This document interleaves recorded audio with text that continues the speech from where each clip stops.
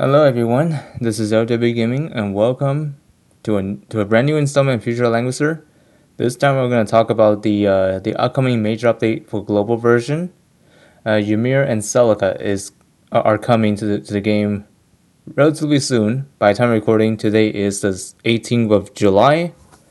I'm recording this in advance as usual.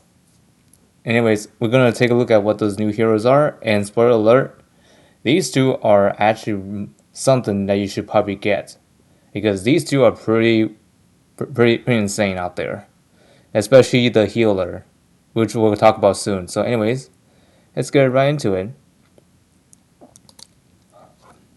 Okay, first things first. Anyways, Ymir is one of the two heroes that will be coming to the game very soon.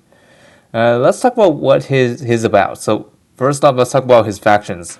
He's part of a Legion of Glory, Dark Incarnation, and Ulus Legends. And then for the classes he has a Demon and Holy class. And the talent, then the name will be a little different in the global version, but this is just a rough translation from CN.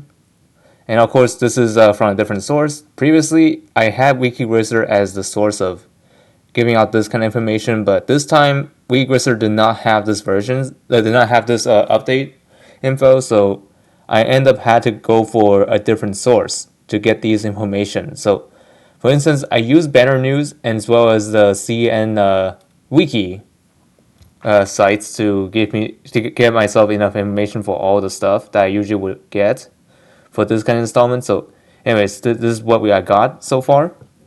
And the good news is, none of the assets of the future Langrisser installments are going to get cut at all, because I still have access to all the needed things for all the needed information for the installment. So, anyways, let's get into the talent. So, Ymir's talent is called Shackles of Extreme Will.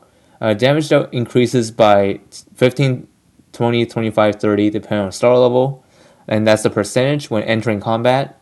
At the start of the map, or at the beginning of the map, I mean, has a Flare of Glory. That's his unique buff. And this one basically reduces damage taken by 15 or 30%, depending on the star level once again. And also, he is immune to all debuffs when he have this. So yeah, if you try to inflict debuff on him, that's not going to work. That's not going to work on him. So yeah, of course, even though he has Flare of Glory, there's actually a way you can actually still inflict debuffs on him. But it's just that the one thing you had to know is that he has to not have Flare of Glory at the time. Of course, there are ways you can do that, but however, it's not easy to do. And because Flare of Glory itself cannot be dispelled. So just to let you know, in advance, as I was about to say in the description, says like, and also he'll gain the Rage Surge when immune triggers. So if he gets debuff for whatever reason while Flare of Glory is active, he'll gain Rage Surge while on top of that. So yeah, that's gonna be nasty. And what I mean nasty is that the critical strike chance will be increased by 50%, and this can be stacked. So if you try to inflict debuff on him, oh my goodness, say goodbye, because he's gonna hit really hard, and I really mean it. Like the crit, that is no joke. And also the rage surge itself cannot be dispelled either. So yeah, if you see Ymir on the battlefield, do not debuff him, because you are gonna have a rough time out there. And also if Ymir has Fatal Glory at the end of the turn, and if Rage has 4 stacks or more, and is positioned in the danger zone, this will remove the Flare of Glory, and the buff duration it carries will not be reduced, and Ymir will act again. So he's kind of like D-Lit kind of aspect there. So if he's standing in the danger zone with the conditions met, like if he has Flare of Glory and if he has Rage Surge or whatever that is, like 4 stacks of those, and also standing in the danger zone, he basically has an act again. So yeah, and also the buff duration will not be reduced. So that's actually something that to keep note of. And also, like I said earlier, Flare of Glory cannot be dispelled unless it gets removed by this condition. So just keep that in mind.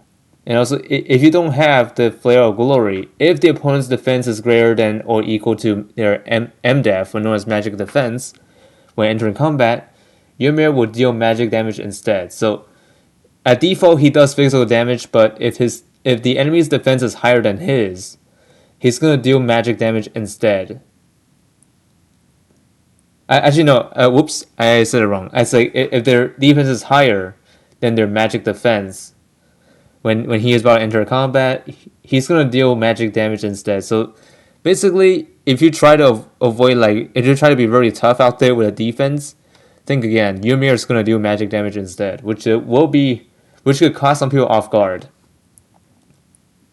And also at the end of the action, removes all rage surge and gains a fail of glory after act again, of course. After taking action, of course. After you do the act again. So yeah, Ymir, jeez Louise, I don't know what to say this, but apparently this character could be really strong, as far as I've seen with what his talent does. Okay, moving on to his skills. So he has 3 unique skills, and of course he also comes with some common skills, which I'm not going to talk about here because all I want to say it here is to explain what his unique skills does. The common skills can actually be looked up by, of course, with other heroes because other heroes have those too. So I will explain the full details of what these characters have their common skills are at a later time, which of course will be in the Lang Wiki when it comes out. And speaking of Lang Wiki, and then like I said earlier about Langrisser not getting any more update news for the upcoming major update above the beyond, I mean, yeah, beyond Tabriz and Tyrantel. I am thinking about implementing something in my server to like show the schedule of what is coming. So I'm thinking about working on that, but of course it'll take time. So hopefully I can get that out as soon as possible. Because as far as I know, it's kind of desperate right now because for one, we don't know much info as Weakrisser didn't get any updates. Bad News kind of does that. It kind of has like a excellent schedule, but the thing is, it does not show what events are coming. So yeah, I had to put something there to remind myself what events are coming and also what banners are we expecting as well. Anyways, the 1C skill he has is called Protection of the Holy Door. And once again, this is just CN translated words, so any words you see here could be different in the global version of the game. So take this as a grain of salt. And this skill is a 4-turn cooldown, and it's a self-cast, and it's a single target.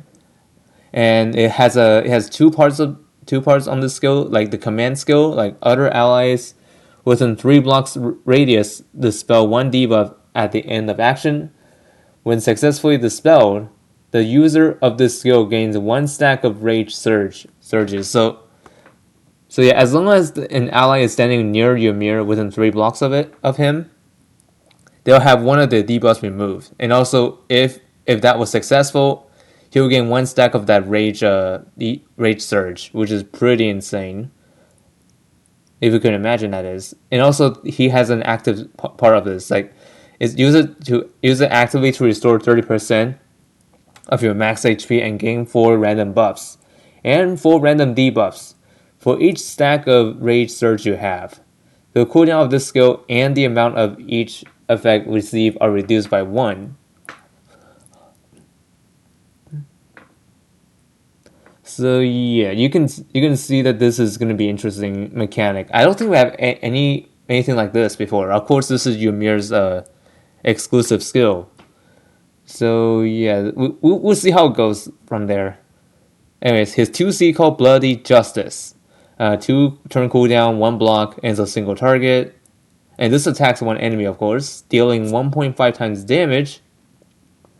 If the enemy has a debuff, the unit's attack plus 20%. Before engaging in combat, apply random debuffs to your opponent equal to the number of rage surge Ymir has, up to 4. So yeah, this is like a rage surge dependent skill. So depending on how many surges you have, like for example, you have maximum of three. I mean not three. I mean four. You deal four random debuffs, which is insane.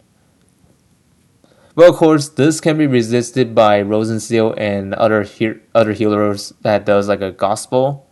Yeah, that is preventable. But if you have just Rosensteel to like cancel out his effects, then yeah, you could technically get all four of them canceled. But the thing is, you're kind of wide open to even more debuffs coming along the way. So yeah, he could. I think Ymir is potentially like opening up some kind of debuff meta, but I might be wrong here. But anyways, let's talk about his 3C, which is his awakening skill, punishment of evil. This is a 4-turn cooldown and is a melee attack and is a single target. The passive component of this is that his mobility is increased by 2 if you don't have Flail of Glory.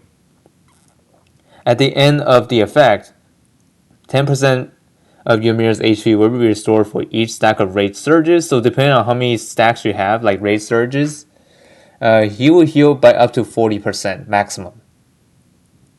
And physical damage part component of this is that it does like 1.7 times damage. If the enemy has a debuff, the enemy can activate the fatal damage resistance effect in combat. So that basically means that they can't be revived if the enemy was hit by this. If the enemy has a debuff, of course.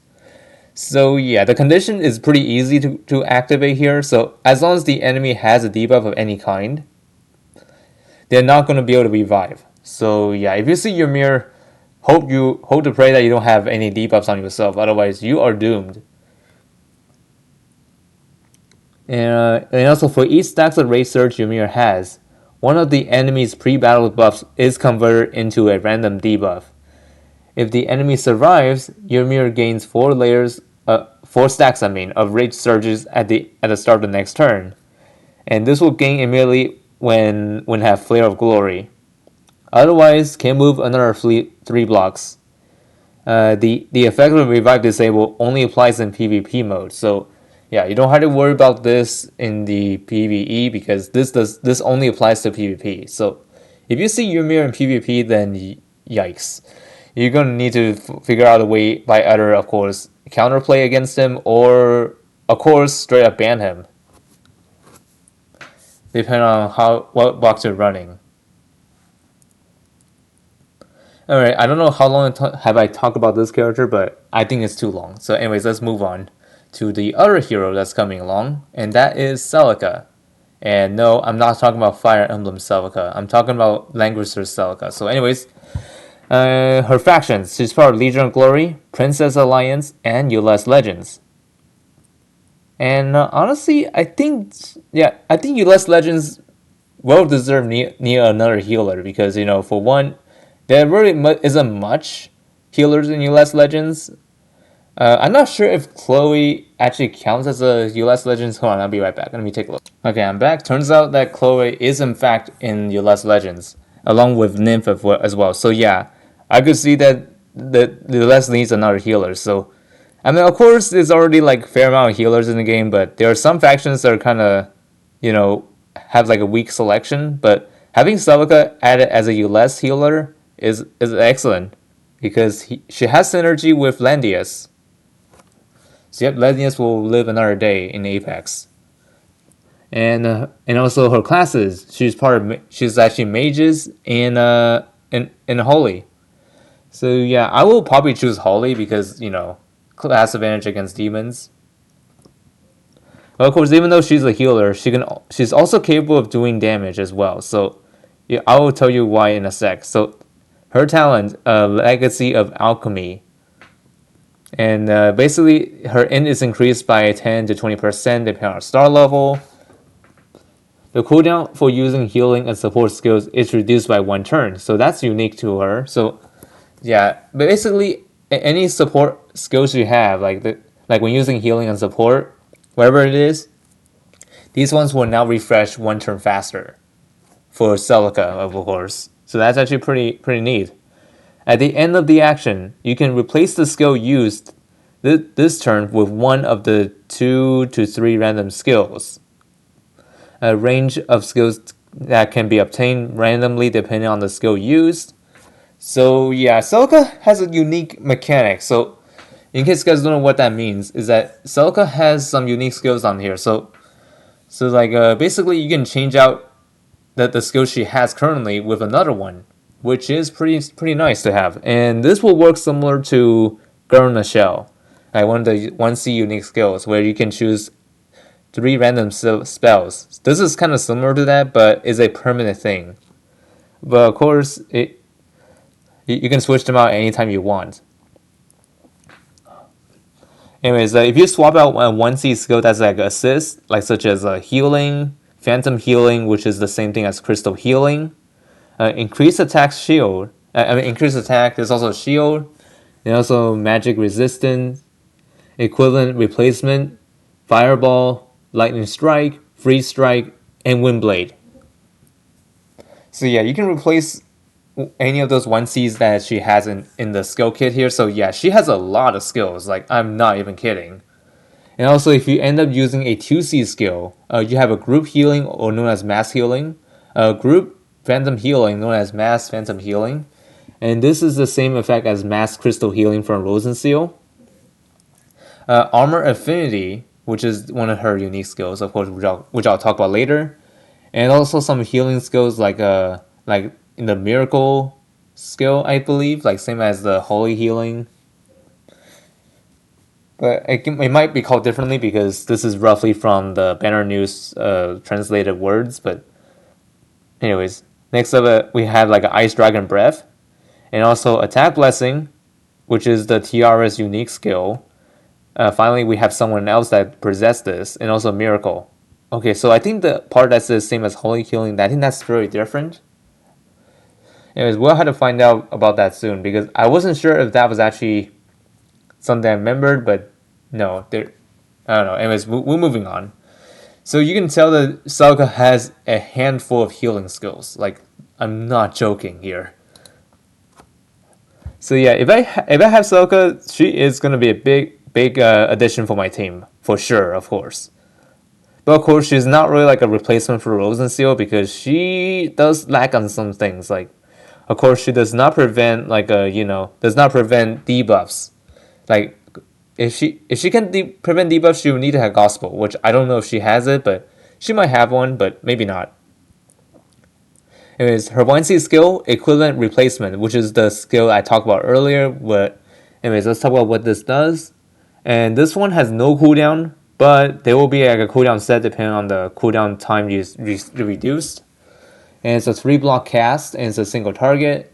And this one is like actively used to restore 1 unit's HP equal to 5 times the Celica's int, and reduce the cooldown of the current skill with the target's longest cooldown to 0. This skill gains a skill cooldown equal to the amount of cooldown reduced.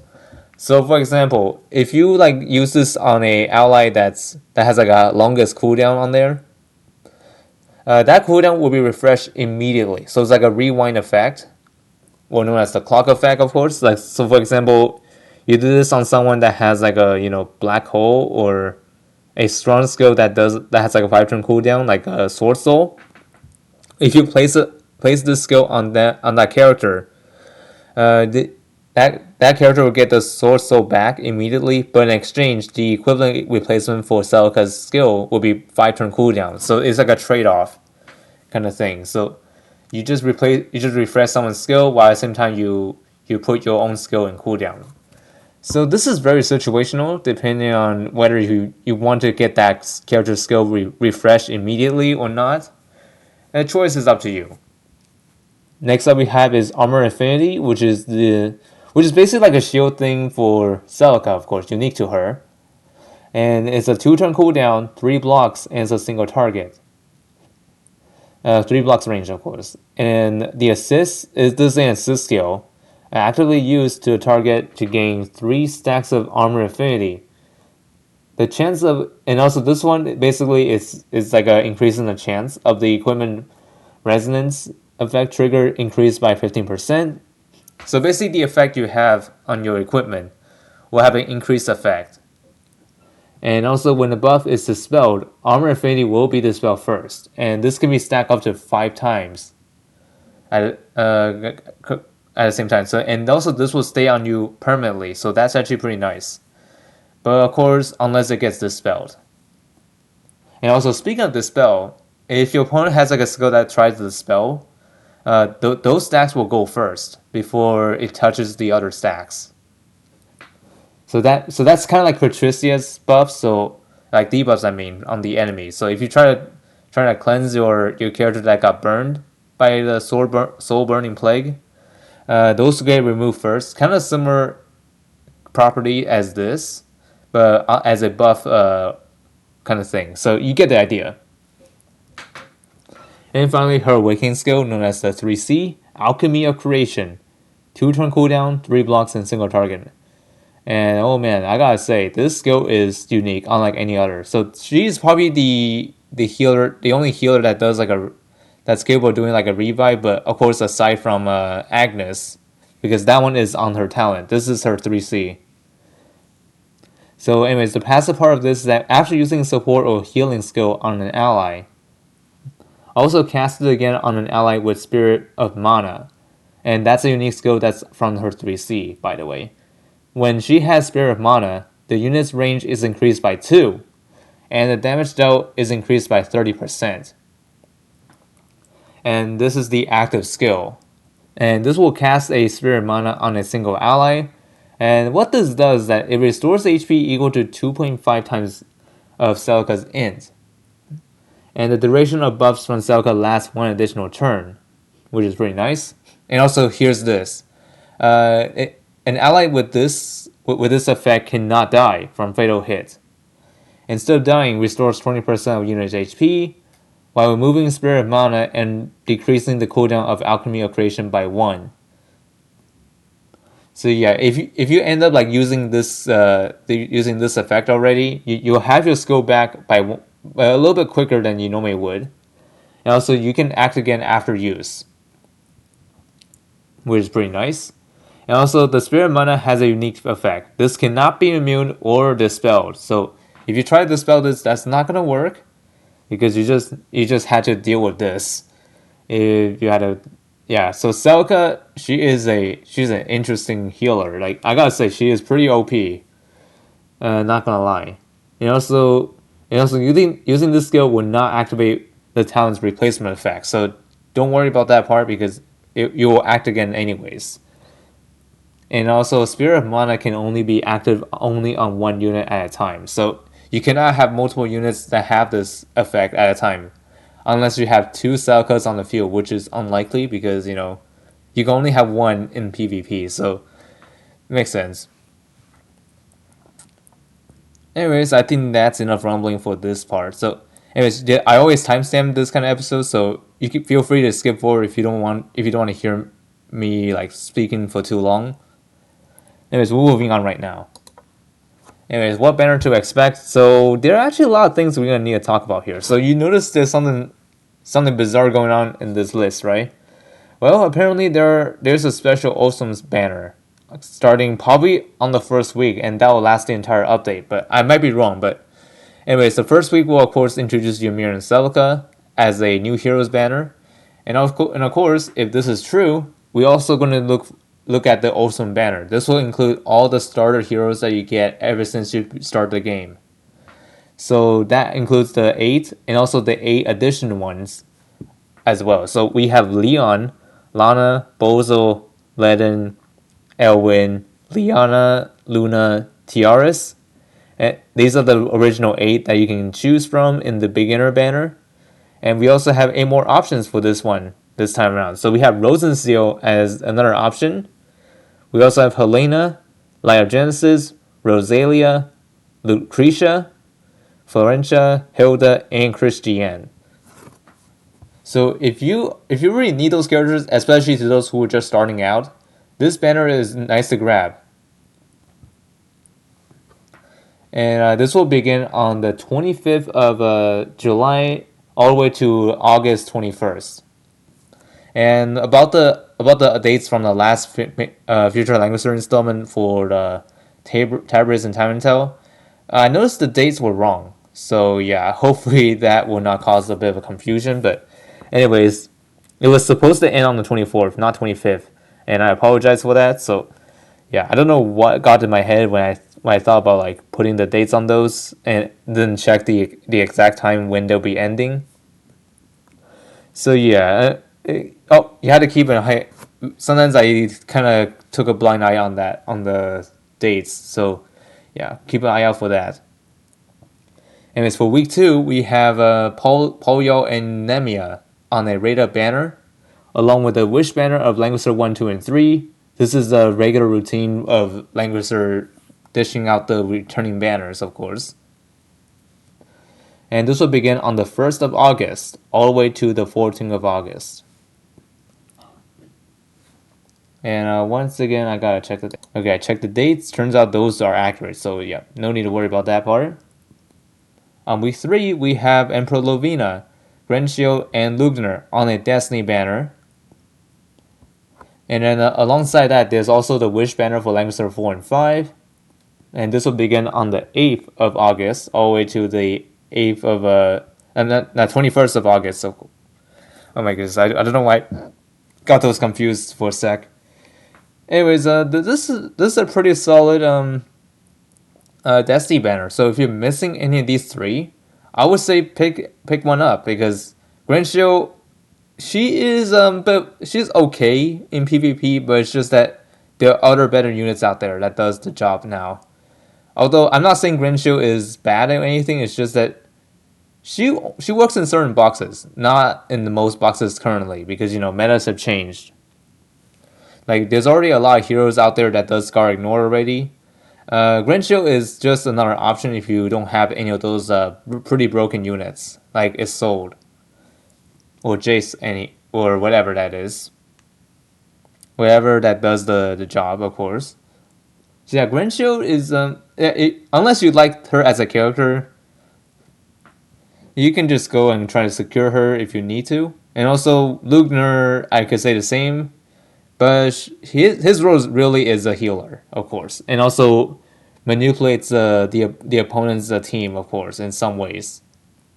Yeah, they both are pretty good to grab. Emperor Lovina, you could work with him, but I don't see him much of a use in high level PvP. So yeah, I don't think you want to get him. But I mean, if he's the only one on this one, I wouldn't want to waste your resources, waste the resources just to pull for Lovina. But if you have at least one of them that's like really important, then I would say go right ahead and try to finish up your collection. And then for the 4th week, we have Epsilon, Listel, and Leo Beck on a Destiny summon, as well as the Destiny banner for the classic ones like Landius, Julia, and Jugular.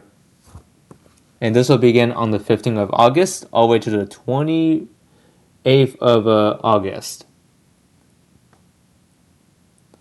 So yep, this is the banner lineup, which of course I'll post this in LangWiki very soon as a separate channel. So anyways, we're gonna move on right now, and let's talk about what events / changes to expect. So there really isn't much to talk about, but there's actually one we need to talk about here. So this update will introduce a Secret Realm event, which will give you a nice reward. And you can choose either 20 Divine Shards, or you can straight up get Elise for free, which is pretty nice. I don't think we have ever had this for quite a long time, aside from Bozo and Jiro and Leda in the past. But it's nice that Zilong remembers the trend of releasing new free heroes now and then. And I gotta say, Elise, even though she is not really meta, but she's nice to have if you don't have her already. So I can imagine everyone should get Elise when this update, when the Secret Realm arrives, of course. And there aren't any big changes to quality of life, but I might be wrong here. But because this is from a different source, so I don't get much info about quality of life changes at all. Anyways, there could be something missing here, but it's fine. If I already knew what they are, I'll know right away.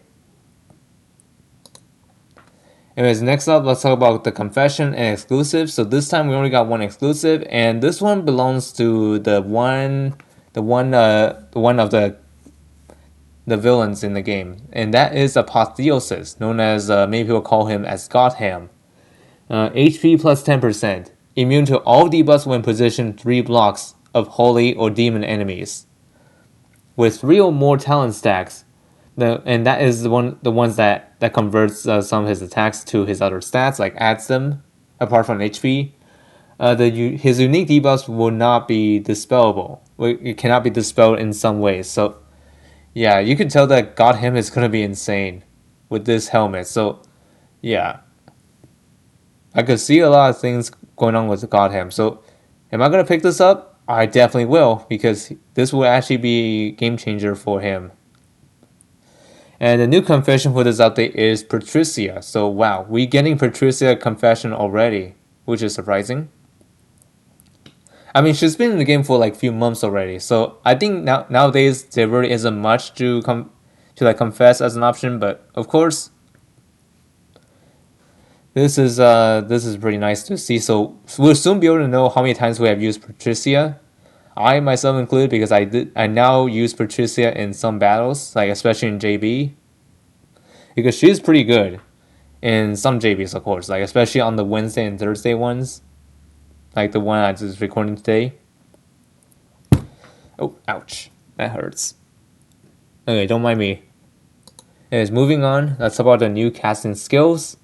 So first up, we got Clotaire. Clotaire's casting skill is attack and increase by 5%, and upon death, does fixed damage equal to 0.7 times of attack plus int to all enemies with Shatter Flame, and refreshes all Shatter Flame durations on enemies back to 2 turns. So yeah, Clotaire's casting is like a it's actually pretty good, but the thing is, it requires him to die. So yeah, I don't know if you want to do that, because Clotaire is actually an interesting unit. Like, utilizes both attack and int simultaneously. So yeah, I'm gonna move on from that one. So I gotta say, there are some potential use for that one, but in most cases, you really don't want him to die. So just just a heads up there. Next up is Leon, which is probably by far a lot of people most anticipated casting skill. So this one basically improves his chivalry skill. So the chivalry duration for him will last 2 additional turns. When Leon uses chivalry skill, grants all cavalry allies attack plus 20% and immunity to all debuffs. This one has like a blast and also reinforcement effect for 2 turns.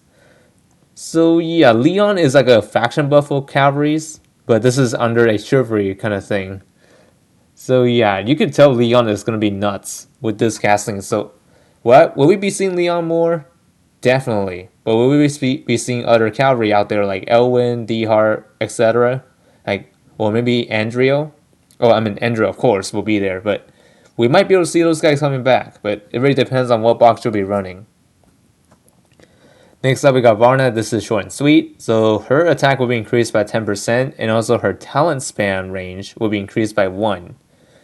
Pretty straightforward, not much to explain there. And finally, we have Wandering Duelist. Attack plus 5%. When using Relentless Hunt skill on enemies afflicted with Chain of Vengeance, which is her 3C by the way, the skill cooldown is reduced by 2 turns. If the enemy with the Chain of Vengeance is killed this way, the skill cooldown is reduced by another turn, which adds a total of 3 turn cooldown if both conditions are met. So yeah, Wandering Duelist, she's been like in the shadow for quite some time now. Like, she's not the greatest in PvP, but I could see some potential in this skill for Wandering Duelist. But anyways, we'll just have to wait and see if Wandering Duelist is gonna make any impact in PvP front. Anyways, time will tell. And before we go, we gotta talk about what's coming up next after this update. So the next update is gonna be really wild. Like, in case you guys don't know, Vialia and Seraphina are coming next. And no, I checked thoroughly to ensure I didn't actually thought of like some other updates are there, but no. these two are coming next, and they're excellent for PvP additions. So look forward to that one when the time of their release. Until then, hope you all find this video informative. And oh man, I'm feeling hot already because of all those speaking.